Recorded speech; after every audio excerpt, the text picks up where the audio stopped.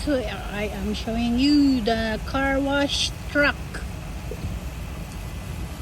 Let's closer. As you can see,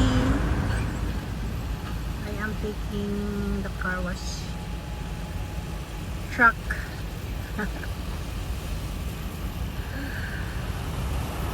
Yan, that is called Big Golden Big Bird.